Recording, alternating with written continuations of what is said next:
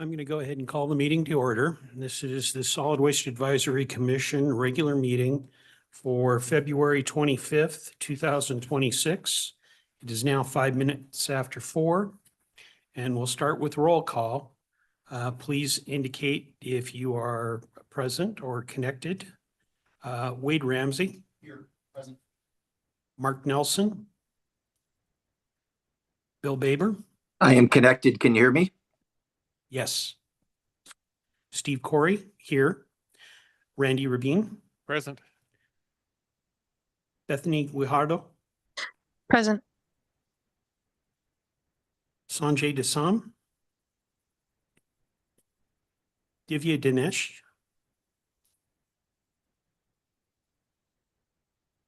Amy Kuhajian. Present.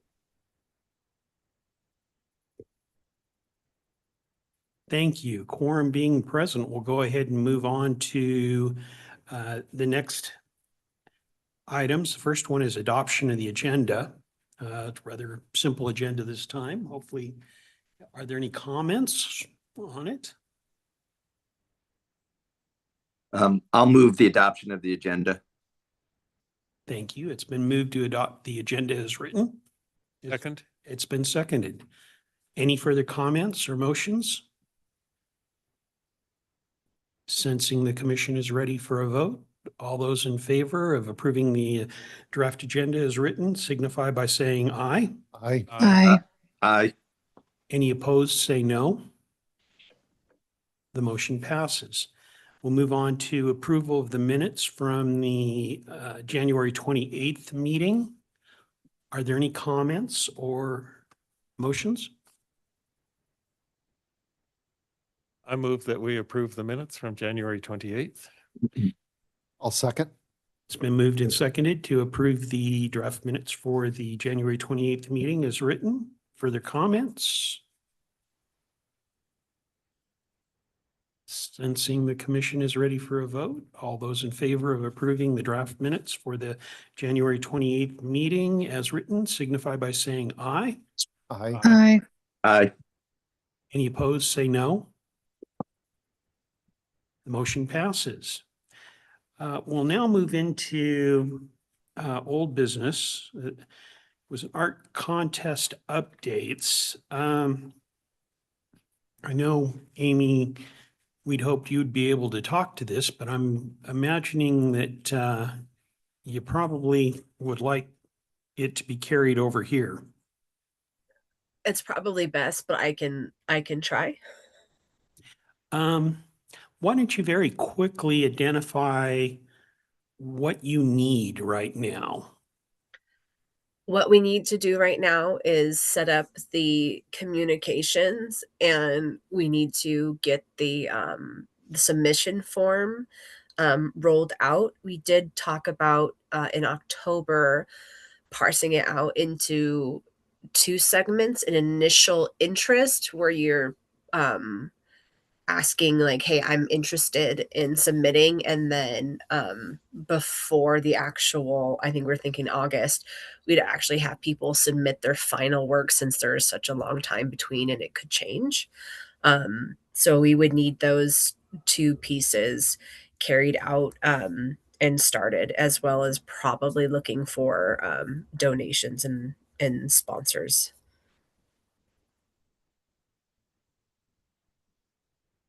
Thank you. And I believe your committee right now consists of you, Bethany, and Divya.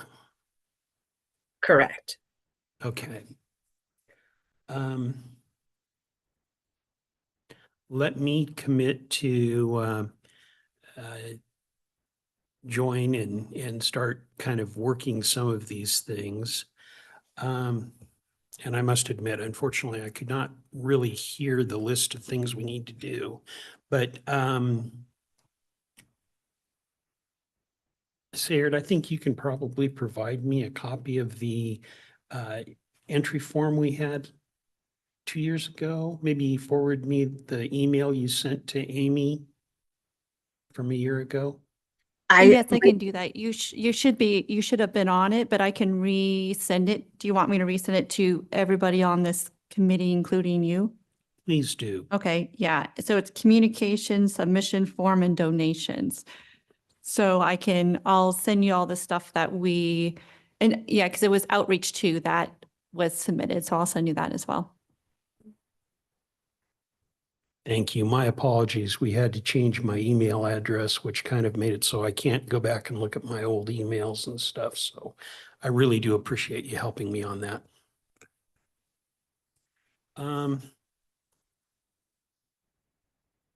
I believe we're committed to go ahead and do this. Am I wrong? I think we voted to go ahead and participate in the art contest, so, I think that's true. okay, In October, in October. So I'm not sure there's any particular action which needs to be taken right now, other than to kind of roll up the sleeves and start pulling some things together. I personally would like some comments from the commission in regards to one thing we could do that would really go ahead and give us some avenues for advertising the contest would be to dovetail into the city's America 250 celebration, which is in July 4th will be the 250th anniversary of the Declaration of Independence, the forming of America. And there's going to be some communication channels that are associated with that. But I'm not really sure what the commission's thoughts are on that. And obviously, what we could range through would be anywhere from just saying that there's a category where if someone wanted to go ahead and put something in that theme together, then maybe that's a special theme, or maybe it's more extensive for everything. And so obviously that's why I'm curious about what the comments might be from the commission on this, because we'll have to reflect it in the entry form if we choose to go ahead and do something along those lines. With that, I'm going to open the floor to comments on that. Mr. Chair, have we, forgive me, coming from a place of ignorance since I wasn't here last time we did this, did we have categories before? Have we set categories for this year? Or could we set the category related to the America 250 thing and use that as, I mean, that seems like that makes perfect sense to me. We are totally open to do what we choose to do. So it'll have to be the consensus of the body, but we can do what we want to do. What we did last time was to only have it tiered with an adult level, a high school level, and a children's. So an age, And we went ahead and said that you either had to be promoting recycling or using materials that otherwise would have been destined for the landfill. And we ended up with only 2 entries. Both of them chose to use things that otherwise would have been heading to the landfill. Both of them were beautiful. And we chose a winner out of the 2. Both were adults. So there's not a lot of history to go ahead and consider a precedent. We really have quite a bit of freedom. from my standpoint, if you use those if we use those guidelines that we want something that is, you know, destined for the landfill or something along those lines, the same sort of guidelines, but piggyback it to the communication, you know, avenues that the city's already going to set up for the America 250 thing. That seems maybe get more enthusiasm and kind of engagement, that sort of stuff. The only downside I see to that is in the summer, we don't have schools that we can reach out to directly and get some youth participation, right? That sort of stuff. So that will be a more difficult challenge, but there's still some schools that have some programs, that sort of stuff, or YMCA or other places we can reach out to that. And maybe we don't have to do tons reinventing the wheel ourselves if we can piggyback onto the city's kind of communication vehicles there. That makes sense to me. I think a great place to potentially put it is in a special category, considering we've really only held this once, so we didn't have the best participation. I'm worried if we make it the overarching subject, it might take away from some participation. But if we have it as a special category that somebody can sign up and submit for, that might be a better avenue.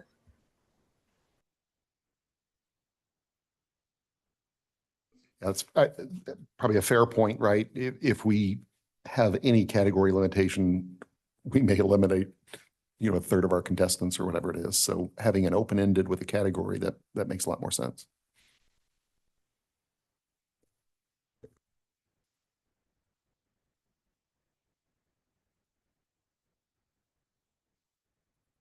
Additional comments?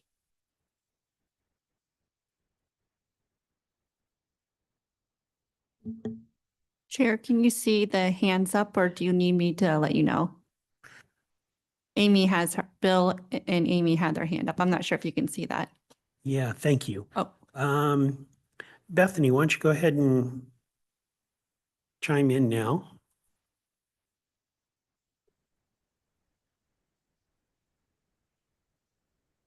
Well, I had both hands. And Bethany, if you are, Oh, then go sorry. ahead. There we Sorry. go. I thought I hit the unmute button. What are the normal avenues of promotion that we've done before, and what might be some additional avenues that we can explore for this year?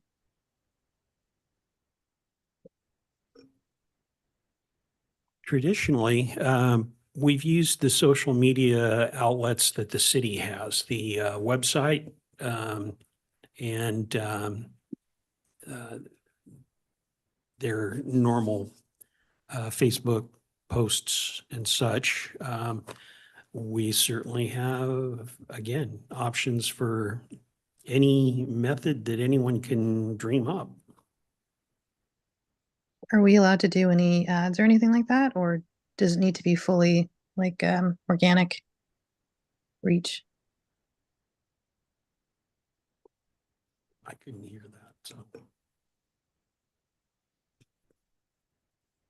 My apologies. My zone right here, things don't necessarily come in clearly. So maybe someone else could help me on. Sorry, I was just asking, is there a budget to say maybe, boost a post, like you can do that on Facebook or Instagram pretty inexpensively, just to increase the visibility within the city of this event?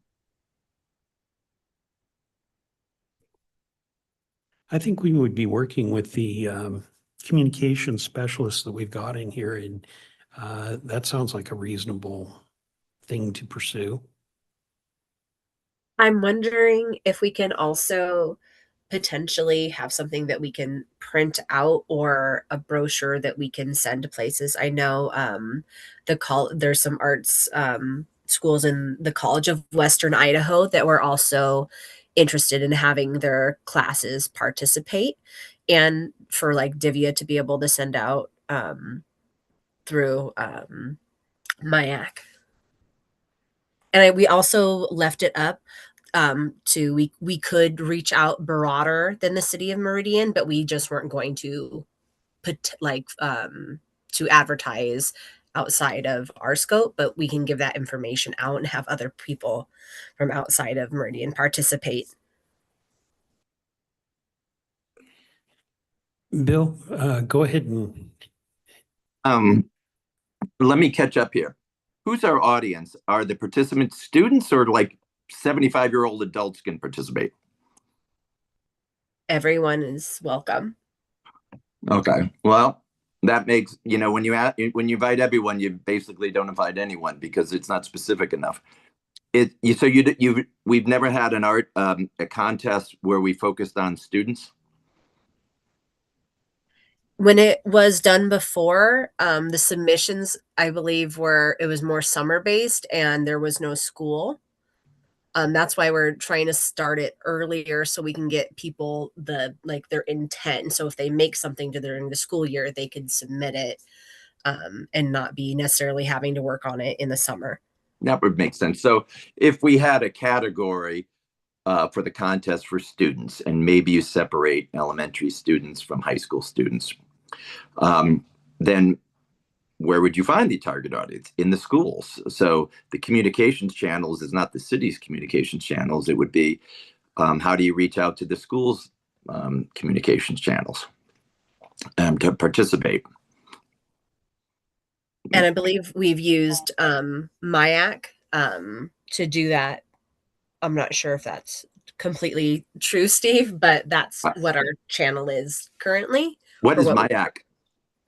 The Mayor's Youth Advisory Council. So Divya is our MIAC member. So she sits with us and goes back to this group of high school students.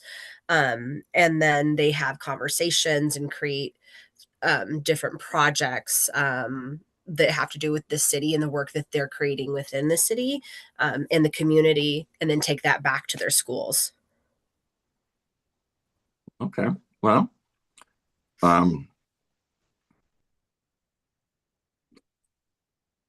the way you reach students is usually through their teachers or their schools, or especially if they have art classes. So if you asked about the communication channels, you'd be trying to reach specific principals, specific teachers, and to get them involved and give them a deadline that is consistent with their school calendar, and maybe give them a prize. And I think you'd probably get some students participating, and you give them a good theme like, recycling is patriotic, or America recycles, or something. Boom. That's my opinion. Thank you. Again, any additional comments on this? Mr. Chair, yeah, I think Bill's right that we need to get that communication to the school system or some known avenue. And I think our MAAC rep would be the right person to tell us the difference between what we think young people, where they go to for information, they might actually know the truth. And whether that goes to the school district or Boys and Girls Club or other organizations that in the summer programs in this city, those sorts of things. But she would be our resource, I think, to help us. Forgive me for being old, but I've been taught by my kids, Facebook is not a good place to reach kids. And having, well, anyway, Bethany. Yeah, so I would agree with that. I think it's just a matter of, because it's such a wide age range, that it would make sense to use all the platforms that are relevant to those, those age groups. So the schools, I do think it makes sense to promote, maybe have some partnerships with some of the local schools. And then for, the younger adults, the social media platforms or just adults in general. And yeah, I think those platforms are going to vary between the different age ranges, but that's why I do think it's a good idea to promote them on the different platforms. And I would agree, like the younger generation stuff and not on Facebook, but they might be on TikTok or some other platforms. But also I think having the direct communication to the schools and maybe other organizations like the YMCA or the Boys and Girls Club. I think those will be the avenues that would be more effective for students.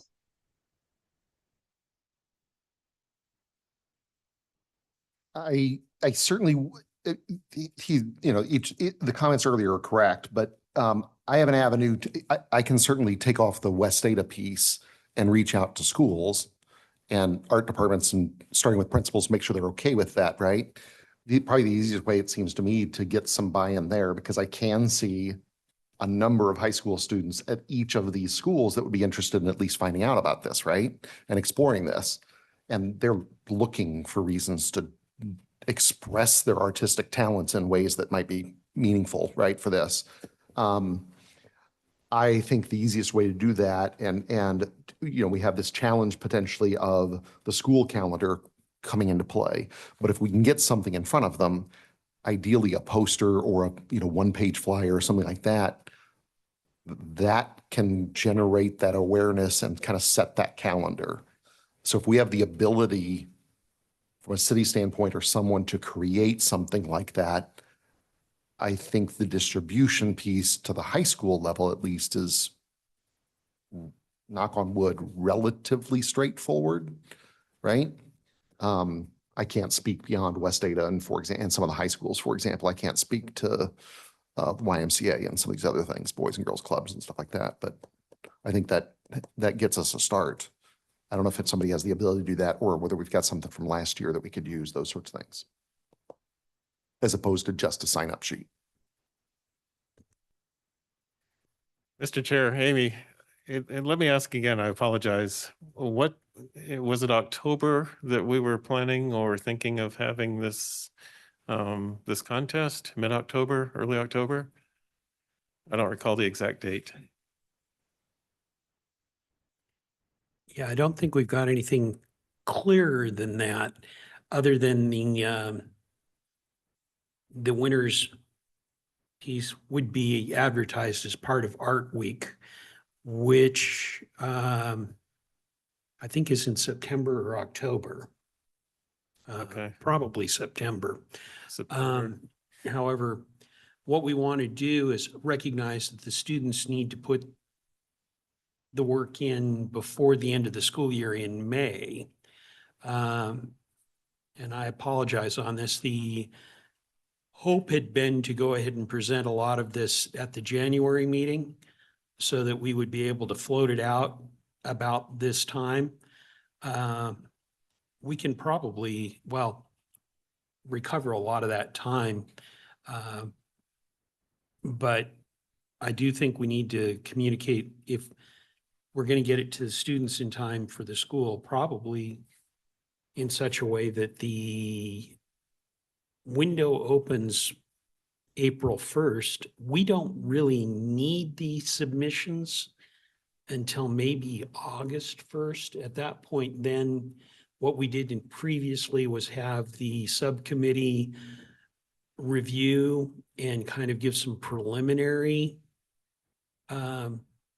consideration as to who would be best within categories, and then bring that forward to the commission for the commission to go ahead and ratify at the August meeting and such. I'm not really sure that we need the submissions by the end of May, by the time that school gets out. But we would need to know that someone was committed. Okay, okay. Um, That, I was concerned a little bit if we were talking about the school year starting August, that didn't seem like a lot of time to me, but that answers the question. So I would think we would want to give any participants, as much time as possible, given that this summertime could be a heavy vacation summer for many families. So, more than usual because of the 250-year celebrations. So the sooner the better. I definitely agree. Bill has his hand up. Go ahead, Bill. Mr. Chair, if you're trying to get synergy with the celebration of our nation's 250th anniversary, it's going to be centered around July 4th. So I'm not sure Art Week is a good time to worry about it. You want to have it in place and get when people are thinking about the 4th of July, and maybe one of the awards is it's featured in some sort of whatever the city is doing to promote the 250th anniversary, the art project is prominently displayed. By the time we get to October, 4th of July is long past, and we'll already be thinking about the 251st year of the nation. So if you're going to hit it, if your whole thing is to match the 250th anniversary, you got to do it before the 4th of July.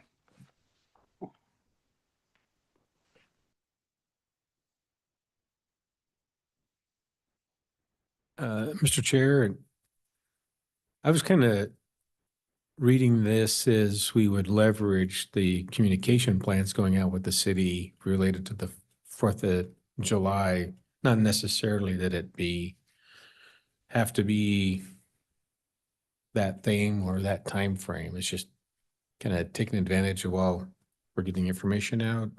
Did I misunderstand? And then we still were in line with the Art Week, because then some of those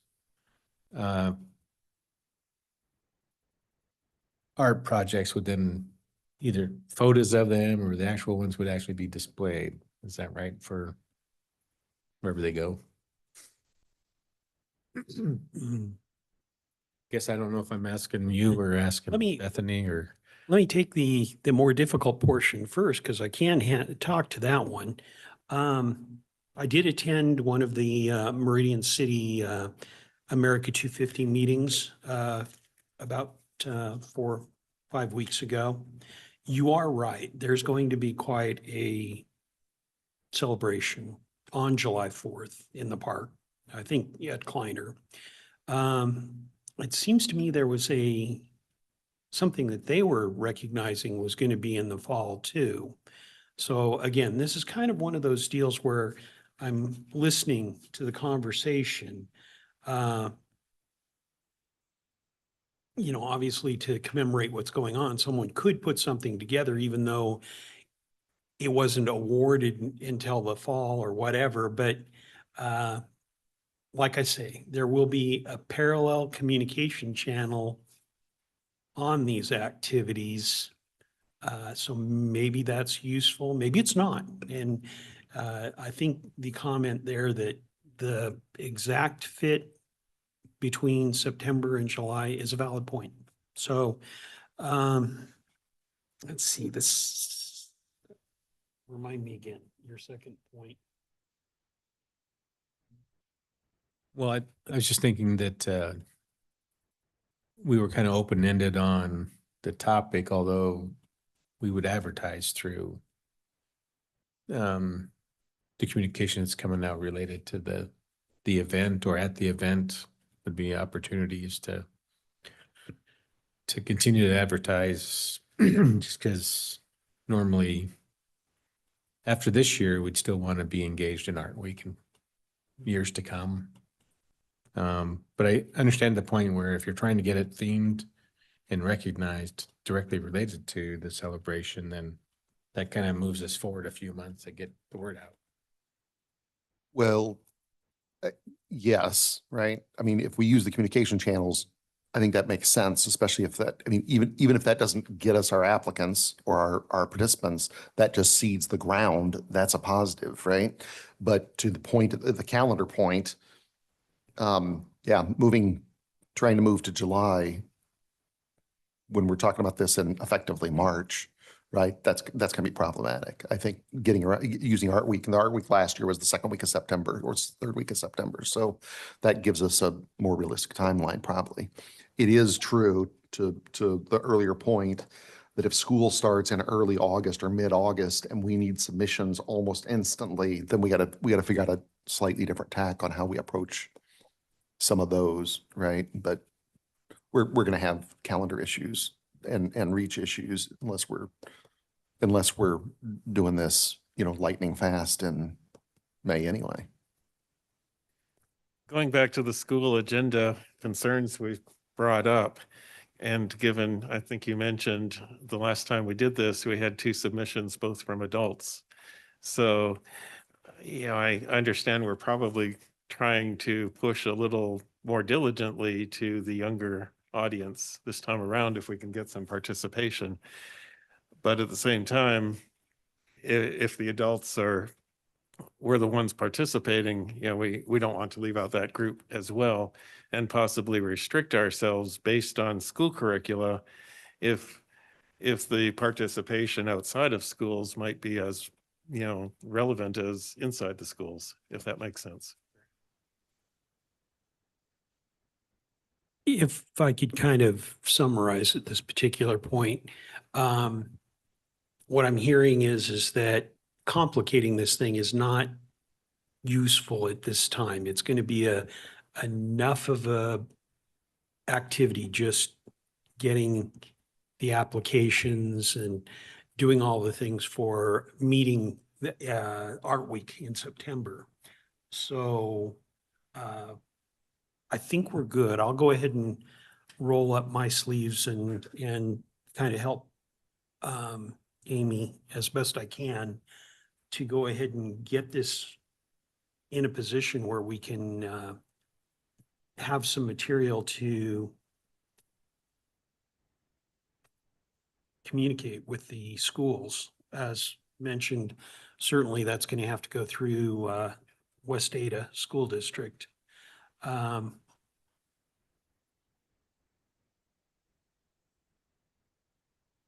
think certainly being able to go ahead and have all this available, April 1st is probably the last possible day to be able to go ahead and encourage students to be putting together something and submitting it.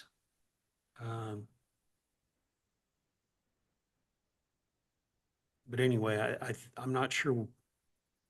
I would welcome any additional comments that might be present on this, but Amy, do you feel like we've got direction on what we need to do and that we can jump in and start pulling stuff together? I do. I don't think we're having any tremendously significant changes beyond timing from the first event. So it's probably just jiggering dates and our mission and purpose into these new communications and then getting them out to the proper channels.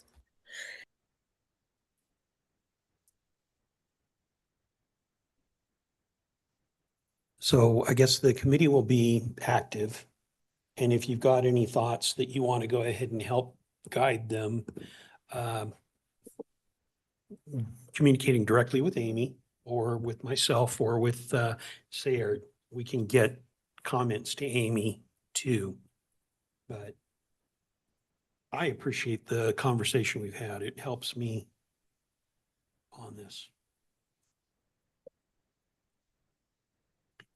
Any last comments or questions on that, on the Art Week contest? Okay, we'll go ahead and go into new business, which is the Recycle a Bicycle. And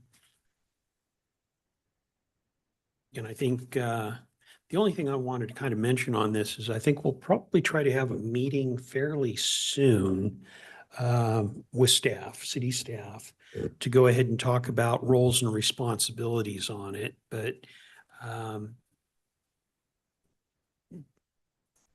think Mark and I will definitely be on that committee. I'm not sure if there's anyone else that wants to be on Recycle a Bicycle. There's certainly room for a couple more people if they're interested.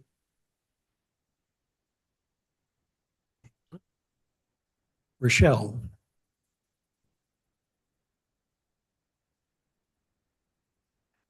Go ahead. Oh, thank you. Sorry. Thank you. Sorry about that. I would love to be on the committee again this year. And I've been working with the prison folks that are tuning up bikes, and we started stockpiling bikes, getting ready for this event at Meridian Transfer Station. So I think we have about 20 bikes. Historically, I think we've taken up to like 75 bicycle orders. So just out of abundance of caution, we've already started stockpiling those, and the inmates working on the bikes are in the bicycle technician training program out there. So we have a pretty good head start, although we don't know what the orders are, but I would love to help on that committee again this year. Thank you. Thank you. And yes, I would like to participate in that also. And it looks like we have a little bit of change of venue and maybe a couple of options on dates this year. We could, I don't know if they've settled out.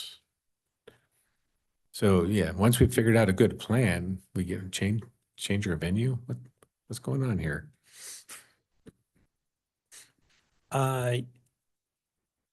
Parks and Rec is crystallizing at this particular point. And yes, they have indicated that it would be down at Discovery Park, south of Meridian, south part of Meridian, south of the interstate, as opposed to Kleiner Park.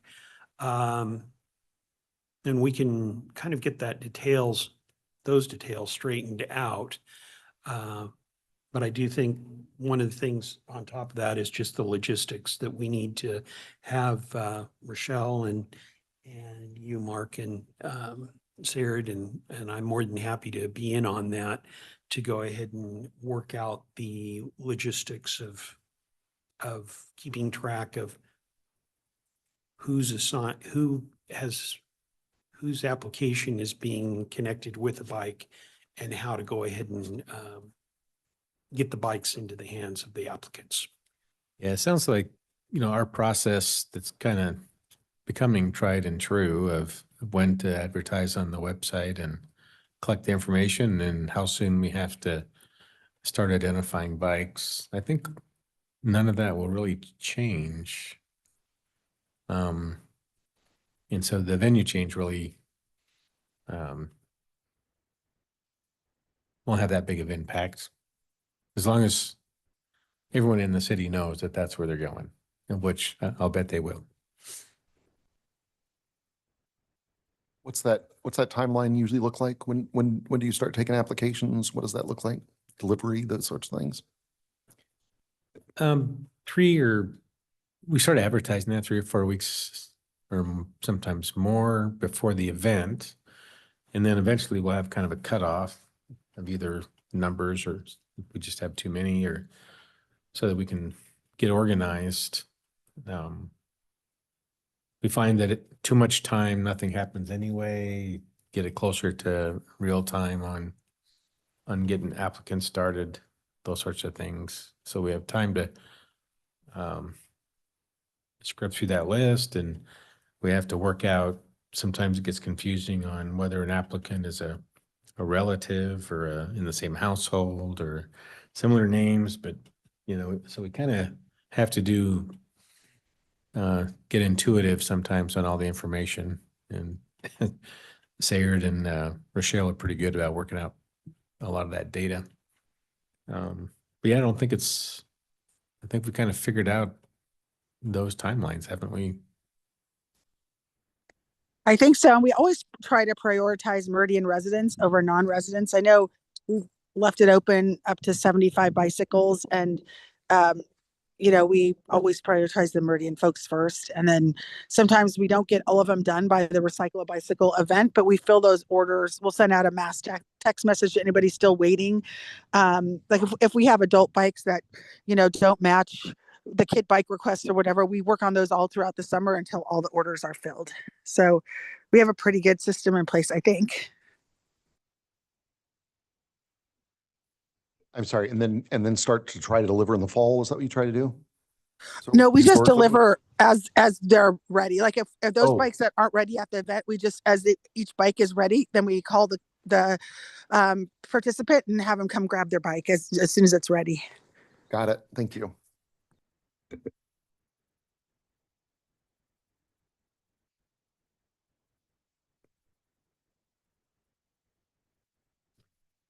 I think, thank you. I think we can go ahead and run with that. I'm going to go ahead and move us on to staff reports, and the critical thing in staff reports is a presentation from legal on open meeting. I'll turn it over to Ally. Thank you, Mr. Chair, members of the commission. Let's see if we can get this PowerPoint pulled up, and if I can do it from here, if I need to go to the podium.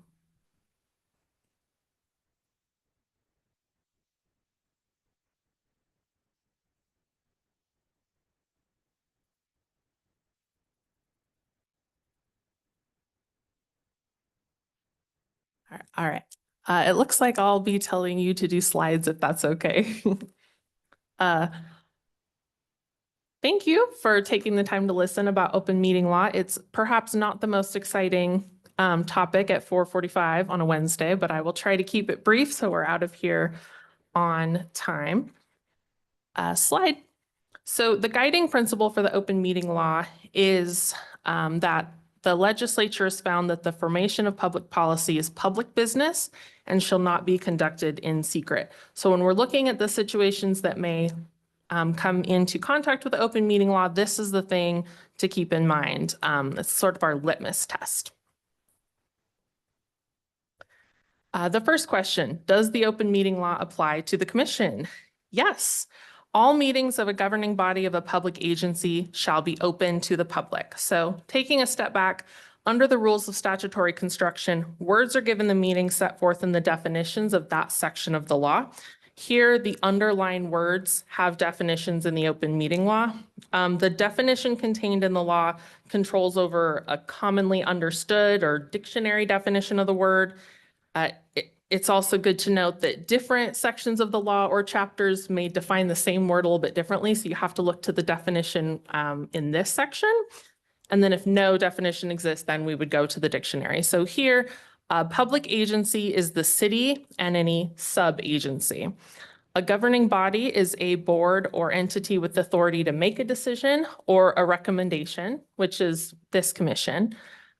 So here, Meridian SWAC is a sub-agency, which means that it's part of a governing body. So anytime you have a meeting, it must be open to the public.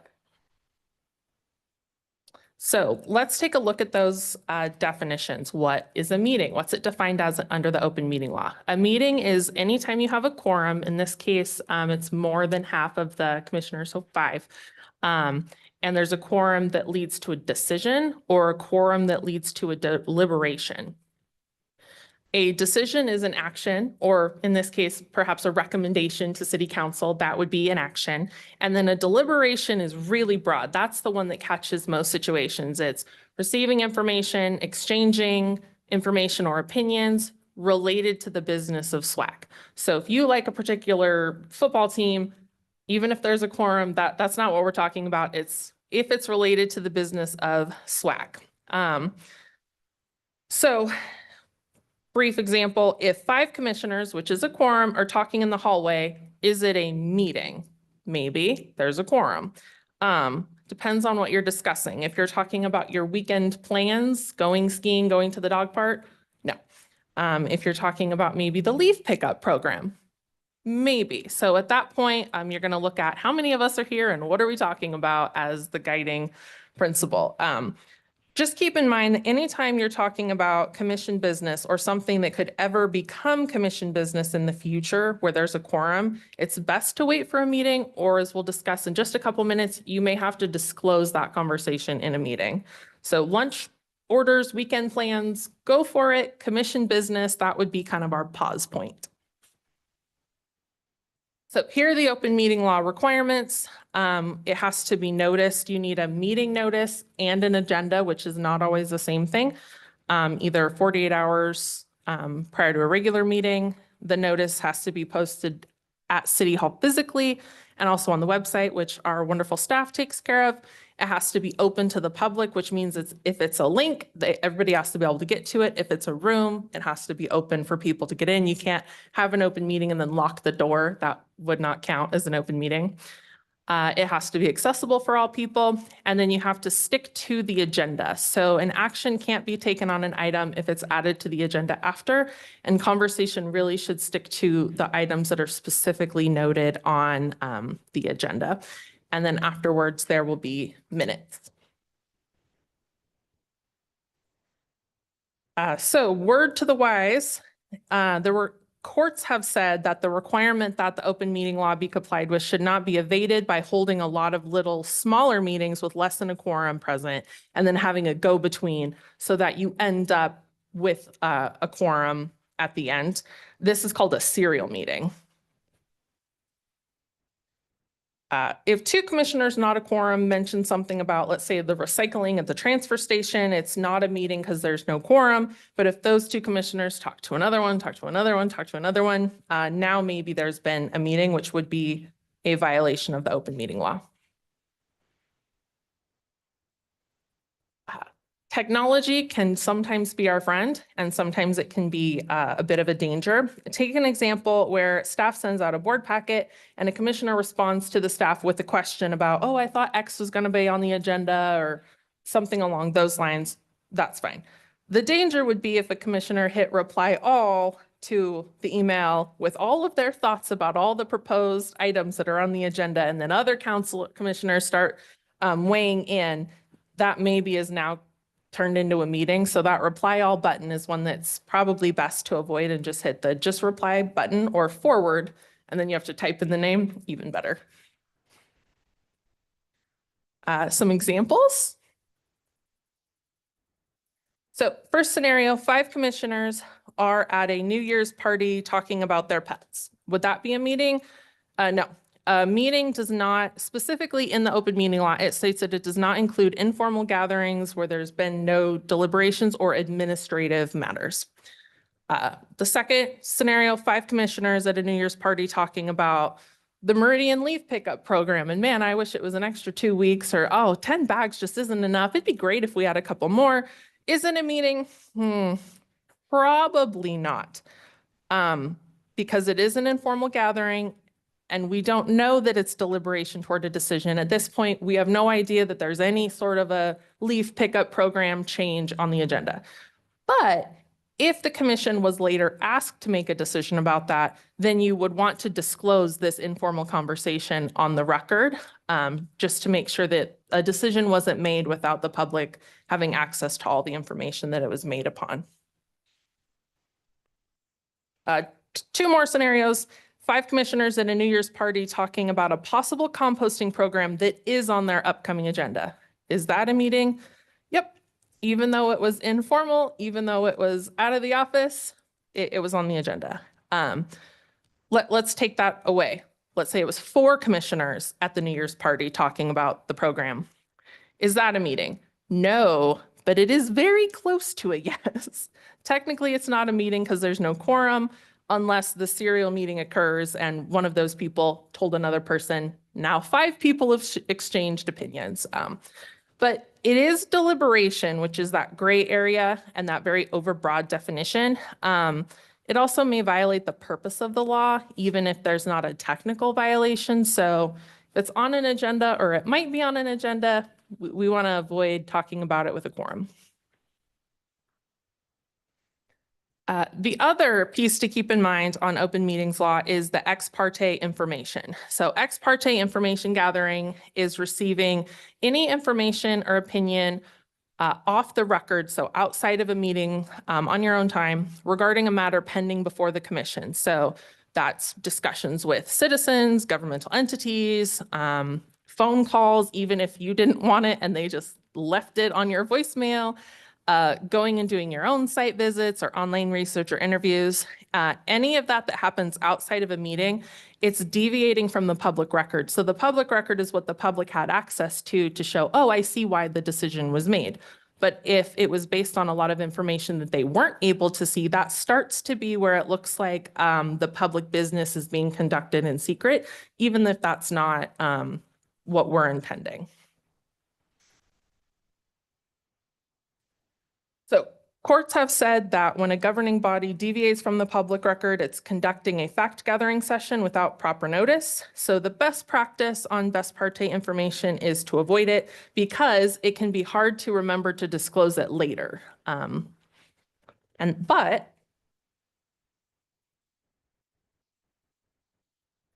if it happens, there is a cure. Often it is really simple. It just entails mentioning it during the meeting to say, here's what I saw, here's what somebody told me, here's what I heard.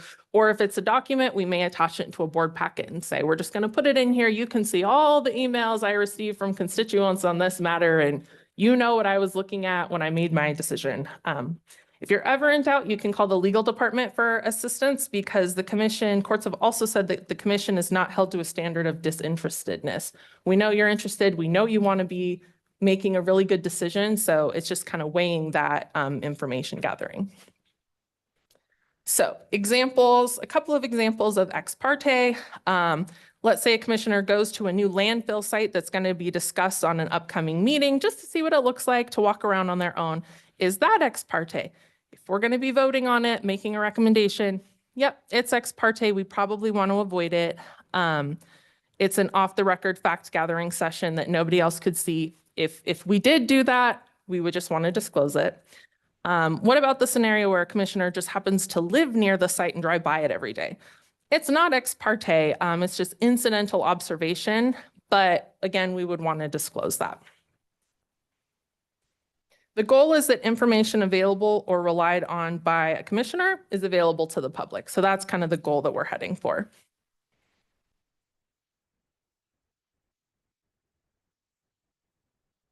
So public testimony, the open meeting law never requires that the commission take public comments or testimony, but it may allow it. If you want to take general public comment, you can put an you can put an item on the agenda, but it also does not permit further discussion. So if you have an open public comment, it's just public comment, tell us whatever you want. They can tell you the things that they've noticed, but you would not be able to engage on that topic unless we put it on an agenda item as like leaf pickup program or new landfill site, whatever the topic is on a next agenda. And then you can discuss it then. Executive session is a closed meeting. That just means the public isn't able to listen. It still requires meeting notice and agenda posted ahead of time, but it's often conducted in like a side room or a conference room or a private Zoom room at the noticed meeting location.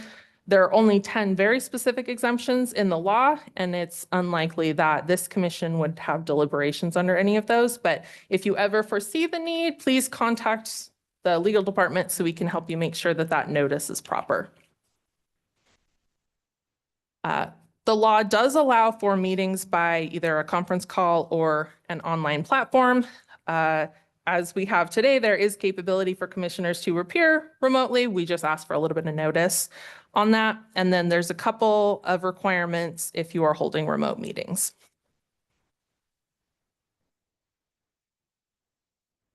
And a quorum of commissioners on an email thread or a text chain, plus any deliberation, which is talking about SWAC business, is an illegal meeting, and it does violate the open meeting law.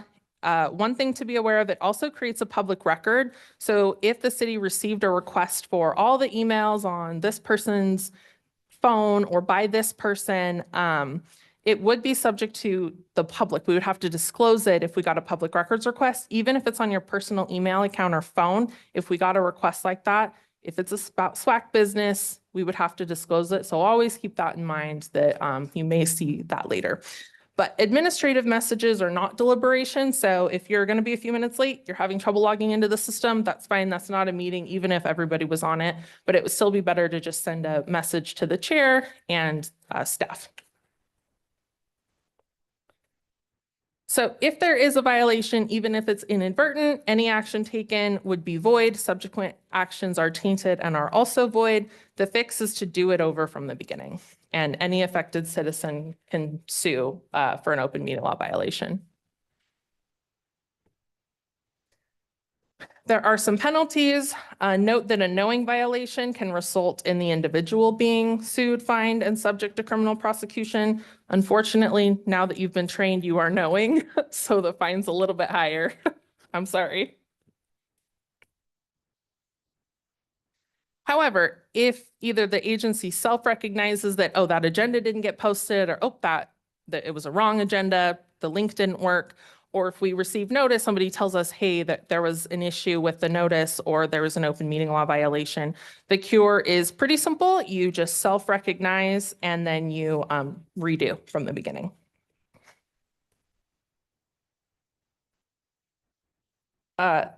Just a quick note, meetings are also governed by the bylaws that were recently approved and adopted. I believe a copy of those is going out or has gone out, but that also is something to keep in mind. So quickly, ethics in government. There are several laws at play relevant to ethical obligations of government officials, including self-interested contracts, conflicts of interest, and gifts and favors.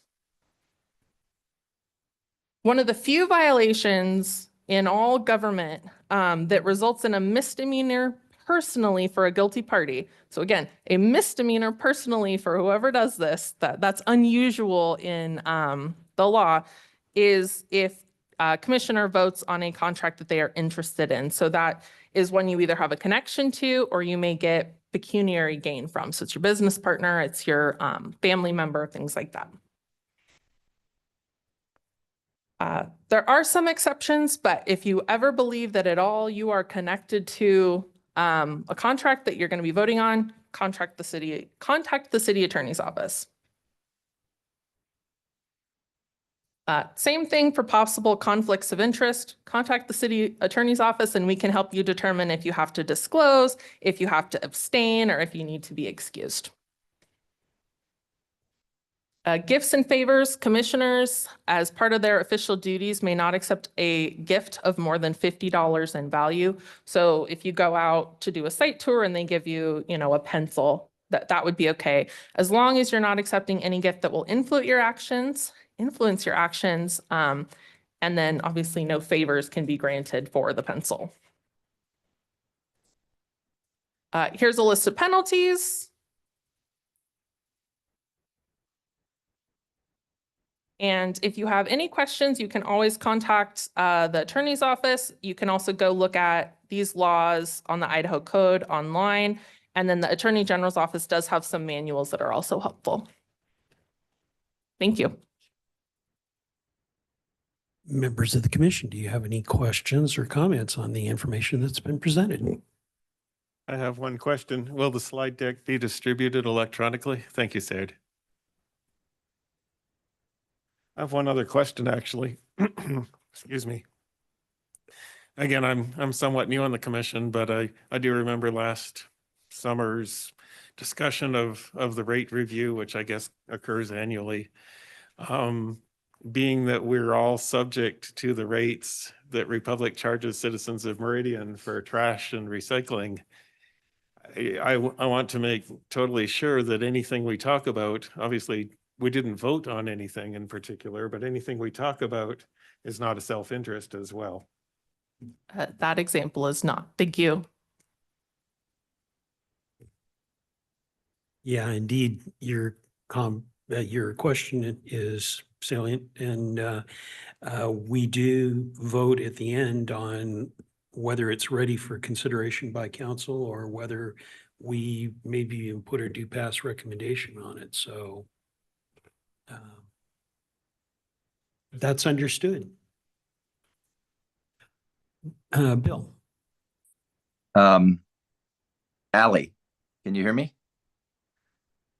Yes. Can you, we talked about this last month, and pretty much everything you said seemed consistent with, general open meeting laws throughout the country. But one thing caught my attention. Go back to the ex parte page, if you can. And also for the last question, I'm assuming, Allie, there's a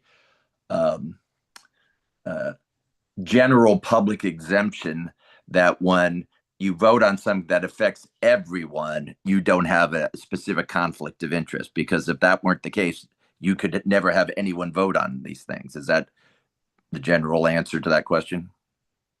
Thank you, Commissioner. Yes, it doesn't meet the specific definitions in the statute for that reason. Yeah, go back. It was on the ex parte. It was.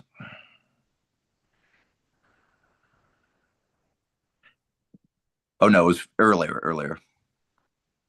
It was about somewhere around there. I think slide 12. Okay. Let me ask you questions on this, because that's generally interpreted something like this. You're voting on a park, city council voting on a park, and you go to that park and you take your own measurements of the size, or you interview park staff on what's going on, and you're doing your own independent investigation. That's generally considered, gathering off the record ex parte information. I understand that, but the way you said it almost drew in something that maybe you don't mean, or maybe it's stricter than other places.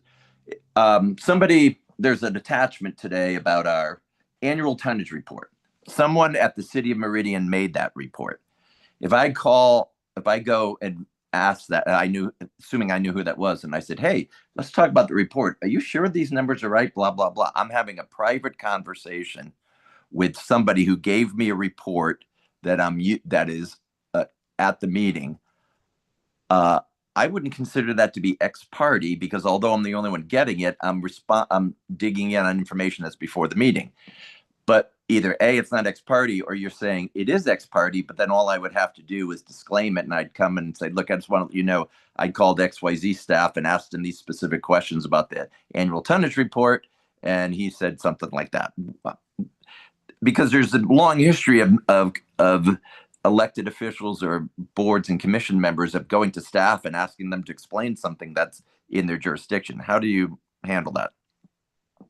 Thank you, Commissioner. Mr. Chair, it would be the second, what you said. If any ex parte information was gathered, you would just disclose it as part of the decision. If you were ever to vote on a decision, you would say, this conversation had happened. This is what I learned. Okay.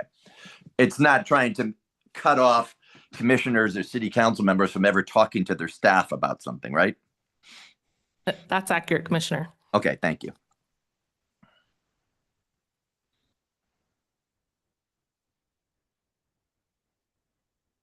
Additional comments or questions on the presentation? I'm sure the communication channels remain open as invited, so we'll move on to wrapping this up in a way. Going on to stakeholder updates. Republic Services, I don't know if Rochelle or Conrad or someone has anything they want to mention. Thank you, Mr. Chairman.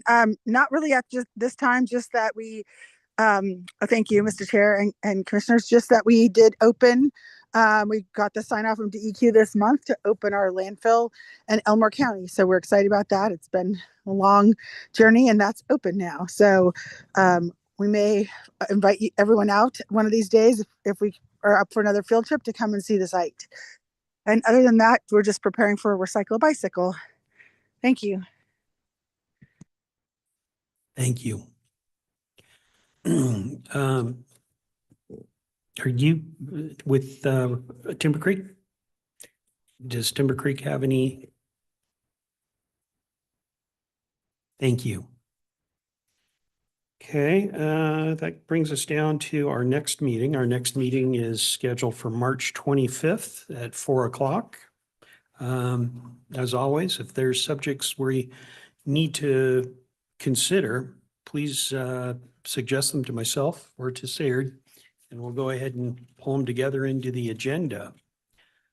I believe we've covered everything that's on the agenda at this point. Is there any other items that need to be brought before the commission at this time?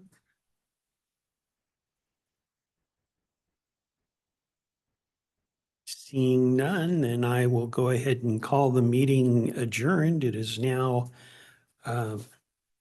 8 minutes after 5, and thank you for what you do for the city. Thank you, Mr. Chair. Thank you, Mr. Chair. Thank you.